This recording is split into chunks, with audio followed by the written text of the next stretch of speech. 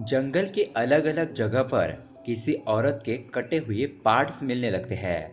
तो कौन है वो औरत और उस औरत को किसने मारा, या फिर इस हत्या के पीछे कुछ और ही राज छुपा है, यही देखेंगे हम आज की कहानी में। दोस्तों, ये क्राइम थ्रिलर बेस्ड कहानी होने वाली है और इस कहानी के एंड में हमें एक खतरनाक ट्विस्ट भी देखने को मिलेगा, इसलिए कहानी को एंड तक जरूर देखिए। तो नमस्ते दोस्तों, मेरा नाम है किरण और आप देख रहे हैं हॉरर बॉक्स हिंदी। दोस्तों, अगर आपको भी ऐसे ही हॉरर थ्रिलर और क्राइम बेस्ड मूवी देखना पसंद है तो हमारे चैनल को सब्सक्राइब जरूर कीजिए, क्योंकि हम आपके लिए ऐसे वीडियोस लाते रहते हैं। तो चलिए बिना किसी देरी के शुरू करते हैं आज की कहानी। कहानी की शुरुआत होती है केरला के एक छोटे से गांव से, जिसका नाम होता है पुंचिरा। दोस्तों, ये एरिया शहर से बहुत ही दूर यानी कि पहाड़ी इलाका होता है। हम देखते हैं कि इस पहाड़ी पर एक कुत्ता ऐसे ही टहल रहा होता है। तभी उस कुत्ते को एक प्लास्टिक का कवर मिलता है और उस प्लास्टिक के कवर को हटाने पर हम लोगों को वहां पर एक इंसान का पैर नजर आता है, और वो भी कटा हुआ पैर। लेकिन ये कुत्ता उस पैर को ले जाने की बजाय उस प्लास्टिक कवर को ले जाता है। खैर, अब ये सीन यहीं पर कट होता है और उसके बाद हम पुलिस डिपार्टमेंट में काम करने वाले मधु नाम के एक बंदे को देखते हैं, जो फिलहाल अपनी छुट्टियां खत्म करके पुंचिरा जा रहा होता है। अब वो बस एक स्टॉप पर रुकती है और मधु एक दुकान में आकर मिटकरी बनाने का कुछ सामान खरीदने लगता है। अब थोड़ी देर के बाद एक जीप पैसेंजर को लेकर वहां से गांव जा रही होती है। दरअसल दोस्तों, इस एरिया में कुछ हद तक ही रोड होती है और बाकी का सारा रास्ता कच्चा होता है, इसीलिए बहुत अंदर तक कोई भी गाड़ी नहीं जाती। ये जीप वाला पैसेंजर को लेकर बहुत ही मुश्किल से दूसरे गांव जाता रहता है। इसी तरह से अब थोड़ी दूर जाने के बाद ड्राइवर मधु से कहने लगता है कि साहब, आपके ऑफिस तक जाने का रास्ता बहुत ही खराब हो चुका है, इसीलिए आप यहाँ से आगे पैदल ही चले जाइए। मैं बाकी के पैसेंजर को लेकर दूसरे रास्ते से चला जाऊंगा। इसीलिए मधु उस जीप से उतरकर जंगल के रास्ते से अपने ऑफिस के लिए जाने लगता है। थोड़ा अंदर जाने के बाद मधु देखता है कि इस जगह पर बहुत सारा खून लगा हुआ है। ये देखकर मधु बहुत घबरा जाता है और उस एरिया से बाहर निकलने लगता है। उसके बाद मधु छोटी सी पहाड़ी के ऊपर आकर अपने बैग से दारू की बोतल निकालकर उसे पीने लगता है। तभी उसी वक्त प्रभु नाम का एक और बंदा वहां पर आता है और वो भी मधु के साथ मिलकर थोड़ा बहुत दारू पीने लगता है। अब यहाँ पर प्रभु मधु से कहने लगता है कि मैं अपनी छुट्टियां खत्म करके एक हफ्ते बाद आ जाऊंगा। मधु उसे बताता है कि थोड़ा संभल के जाना, क्योंकि रास्ते में मैंने खून के धब्बे देखे हैं, जंगली जानवर आसपास ही होगा, थोड़ा संभल कर। खैर, अब थोड़ा आगे जाने पर मधु देखता है कि पुलिस वार्निंग का बोर्ड नीचे गिरा हुआ है, इसीलिए मधु तुरंत ही उस बोर्ड को अपनी जगह पर खड़ा कर देता है। उसके बाद वो दोबारा पैदल अपने ऑफिस जाने लगता है। दरअसल दोस्तों, पुलिस वाले इस पहाड़ी के ऊपर वायरस स्टेशन को चलाते हैं, मतलब कि इस स्टेशन की वजह से बाकी के पुलिस वालों का वॉकी टॉकी वगैरह रन होते रहता है। मधु के साथ साथ दो और पुलिस वाले इस स्टेशन पर काम करते हैं और वो भी अपनी अपनी शिफ्ट बदलते हुए। और इसी तरह से ये दो पुलिस वाले एंटीनास के जरिए सिग्नल को ब्रेक होने नहीं देते। अब उस स्टेशन पर मधु पहुंच जाता है। वो अपने साथ लेकर आया हुआ मीट फ्रिज में रख देता है। यहाँ पर फिलहाल मधु के साथ एक वेजिटेरियन ऑफिसर होता है। ये पुलिस वाला बंदा वेजिटेरियन खाना बनाकर वो दोनों अब खाने लगते हैं। वो पुलिस वाला मधु से कहता है कि 2 दिन बाद मेरी ड्यूटी खत्म हो जाएगी, फिर मैं छुट्टी पर चला जाऊंगा। उसके बाद तुम और सुधीर ही ड्यूटी पर रहोगे, तब जमकर नॉनवेज खा लेना। खैर, हम देखते हैं कि एक औरत अपने 2 बेटों के साथ वहां पर आती है। मधु उन तीनों से कहता है कि आम पब्लिक यहाँ पर अलाउड नहीं है। वो औरत कहने लगती है कि बहुत साल पहले मेरे पति यहाँ पर काम किया करते थे, इसीलिए मैं ऐसे ही यहाँ पर देखने के लिए आई हूँ, थोड़ी देर बाद चली जाऊंगी। तभी दोस्तों, अचानक से उस एरिया का माहौल टोटली चेंज हो जाता है, यानी कि जोरदार हवाएं चलने लगती है और बहुत तेज बारिश होने के चांसेस लगने लगते हैं। इसीलिए मधु तुरंत ही उस औरत और उसके बेटे को अपने ऑफिस में लेकर आता है और उस वक्त उस औरत का दूसरा बेटा चाबी लाने के लिए नीचे गया होता है। दरअसल दोस्तों, इस एरिया में कभी भी बारिश शुरू हो जाती है। यहाँ पर बारिश के साथ साथ बिजलियां भी गिरने लगती है और इसी वजह से मधु उन दोनों को अपने ऑफिस के अंदर लाता है। तभी अचानक एक जोरदार बिजली कड़कने की आवाज आती है। बिजली के गिरने की वजह से उस औरत के दूसरे बेटे की वहीं पर मौत हो जाती है।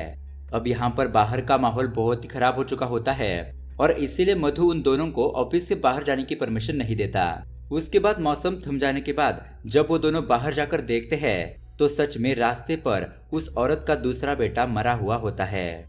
उसके बाद मधु और दूसरा ऑफिसर एम्बुलेंस को बुलाकर उस डेड बॉडी को वहां से भेज देते हैं। खैर, अब दूसरे दिन मधु के साथ जो ऑफिसर होता है उस बंदे की ड्यूटी खत्म होने की वजह से वो अपने गांव जाने लगता है। उसके बाद मधु फ्रिज में रखा हुआ मीट निकालकर उसकी करी बनाने लगता है और उसके थोड़ी देर बाद सुधीर नाम का एक और ऑफिसर उस ऑफिस में आता है। ऑफिस के अंदर आने के बाद वो मधु को एक दारू की बोतल दिखाता है और कहता है कि मेरी शादी फिक्स हो गई है, चलो हम दोनों पार्टी करते हैं। उसके बाद हम देखते हैं कि मधु और सुधीर एक एंटीना को फिक्स करने लगते हैं जो कि बिजली गिरने की वजह से गिर गया था। अब ये काम खत्म होने के बाद मधु और सुधीर लंच करने लगते हैं। सुधीर मधु ने बनाए हुए खाने की तारीफ करने लगता है कि ये मीट तुमने बहुत ही जबरदस्त बनाया है। लेकिन दोस्तों, मधु अपने सामने खाना होते हुए भी वो खाना नहीं खा रहा होता है। मधु सुधीर से कहने लगता है कि कल मेरे आंखों के सामने ही एक बंदे की मौत हो गई बिजली गिरने की वजह से और मुझे अभी भी वही याद आ रहा है। ऐसा कहते हुए मधु अपना खाना ले जाकर कुत्तों को खिला देता है। खैर, अब उसके बाद हम देखते हैं कि सुधीर पुलिस वार्निंग का जो बोर्ड होता है वो नीचे गिरा देता है ताकि अगर वहां पर कोई कपल आते हैं तो सुधीर उनको छुपकर देखकर एंजॉय करता है। लेकिन मधु हमेशा वापस से उस बोर्ड को उसी जगह पर लगाते रहता है। उसके बाद मधु उन कपल्स को बहुत ही प्यार से समझा बुझाकर वहां से जाने के लिए कहता है।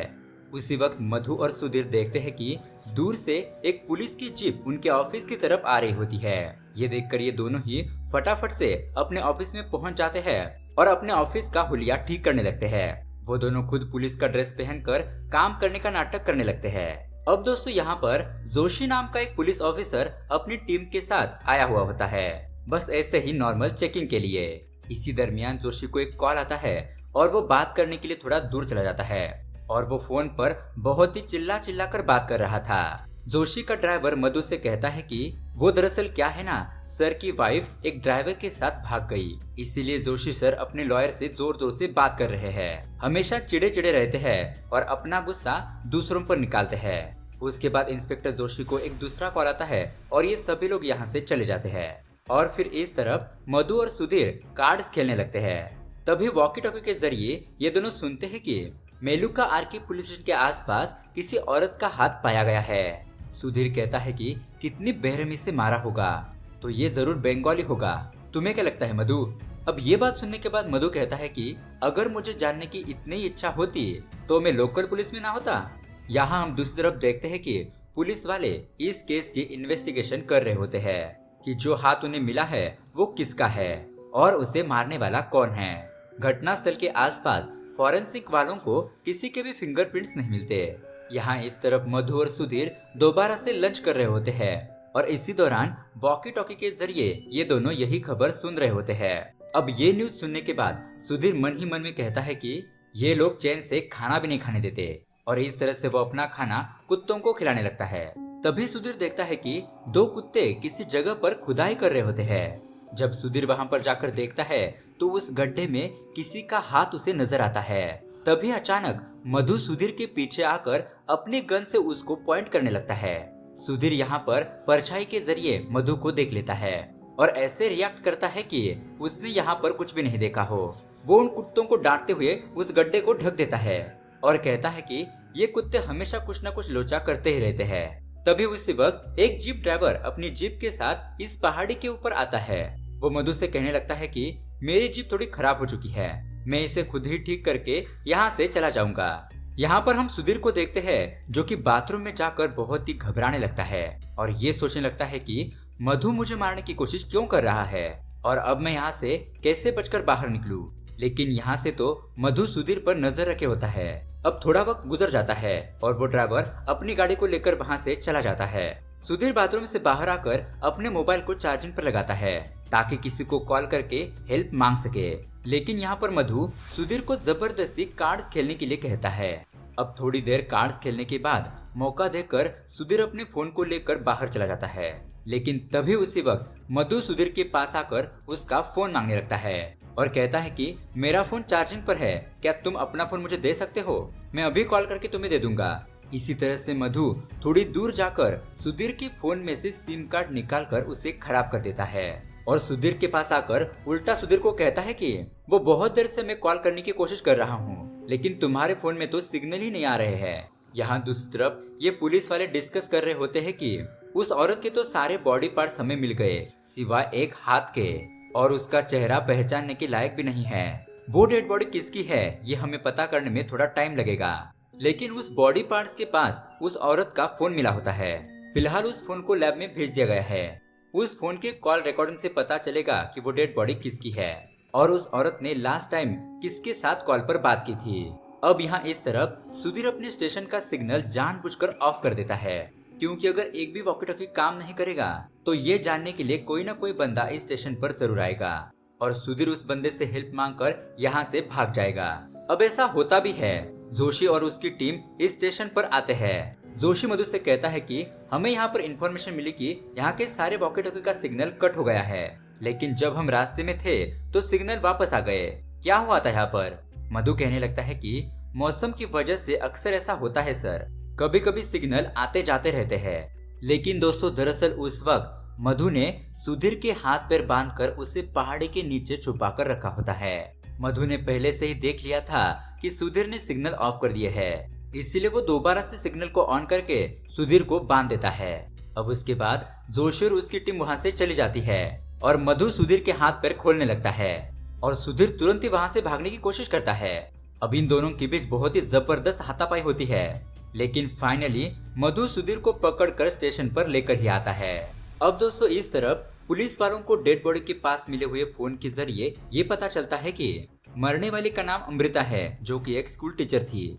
और दोस्तों इसी तरह अमृता और कोई नहीं बल्कि उस पहाड़ी के स्टेशन में काम करने वाले मधु की पत्नी थी।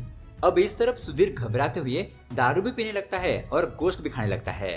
वो मधु से पूछता है कि तुमने किसको मारा है और क्यों मारा? मधु कहता है कि मैंने किसी को नहीं मारा, तुमने बाहर जिसका हाथ देखा वो मेरी पत्नी अमृता का ही है। कुछ महीने पहले मेरी और अमृता की शादी हुई थी, लेकिन फर्स्ट नाइट के दौरान मैं अमृता को खुश नहीं कर पाया और इसलिए उसके बाद मैं डॉक्टर से जा मिला। डॉक्टर ने मुझे कहा कि ये तो बस मामूली सी प्रॉब्लम है, कुछ दवाइयाँ लेने के बाद तुम ठीक हो जाओगे। अब यहाँ पर मधु उस मेडिसिन का इस्तेमाल करने लगा, लेकिन इसी दरमियान मधु की वाइफ का अफेयर चलने लगा किसी दूसरे बंदे के साथ। उस अफेयर के बारे में मधु जानता था, लेकिन वो अपनी पत्नी को कुछ भी नहीं कहता, क्योंकि मधु ऐसा मानता था कि कमी उसमें है और इसीलिए अमृता उससे चीट कर रही है। अमृता का जिस बंदे के साथ अफेयर था वो उस बंदे से बहुत प्यार करती थी, लेकिन वो आदमी सिर्फ अमृता के शरीर से प्यार करता था। इस तरह से मधु आगे बताता है कि जब मधु अपनी ड्यूटी से घर पर वापस गया तो घर पर अमृता खुद को फांसी लगा चुकी थी। अमृता की लाश को देखकर मधु बहुत ही ज्यादा रोने लगता है और वहाँ पर साइड में ही एक आत्महत्या की नोट लिखी हुई होती है। उसमें अमृता ने लिखा था कि मैंने आपको धोखा दिया क्योंकि मेरा एक दूसरे बंदे के साथ अफेयर चल रहा था। अब मैं उस बंदे के बच्चे की माँ बनने वाली हूँ और मैं तुमको डिवोर्स देकर उस बंदे के साथ शादी करना चाहती थी, लेकिन उस बंदे ने मुझसे शादी करने से मना कर दिया। वो तो बस सिर्फ मेरे शरीर से प्यार करता था। अब मैं तुम्हारे साथ भी नहीं रह सकती, इसीलिए मैं अपनी जान दे रही हूँ। अब ये पढ़ने के बाद बेचारा मधु बहुत ही ज्यादा दुखी हो जाता है। अब दोस्तों यहाँ पर आता है बहुत बड़ा ट्विस्ट। हम देखते हैं कि मधु अपनी वाइफ की लाश को किचन में ले जाकर उसके टुकड़े टुकड़े कर देता है। उसके बाद मधु सुधीर से कहता है कि मैं तो उस आदमी से बदला लेना चाहता हूँ जिस आदमी ने अमृता को धोखा दिया, और इसीलिए मैंने अपने वाइफ के टुकड़े टुकड़े करके जगह जगह पर फेंक दिए और अमृता के जो पेट का हिस्सा था उसका मैंने गोश्त बनाकर उस आदमी को खिलाने लगा जिसने अमृता के साथ गलत काम किया था। अब दोस्तों यहाँ पर सुधीर ये बात सुनता है और उस गोश्त को फेंक कर उल्टी करने लगता है।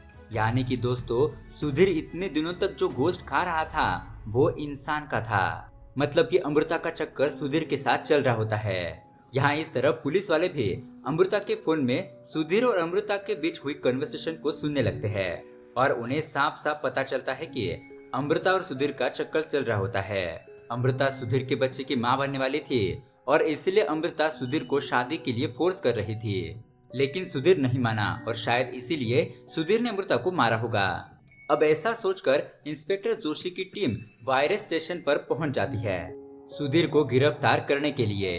लेकिन यहाँ इस तरफ मधु सुधीर को स्टेशन से बाहर लाकर तारों से बांध देता है और मधु सुधीर से कहता है कि दरअसल मैं तुमको मारना नहीं चाहता था, मैं तो तुम्हें इस केस में फंसाना चाहता था, लेकिन बदनसीबी से तुमने उस हाथ को देख लिया, इसलिए अब तुमको मरना ही होगा।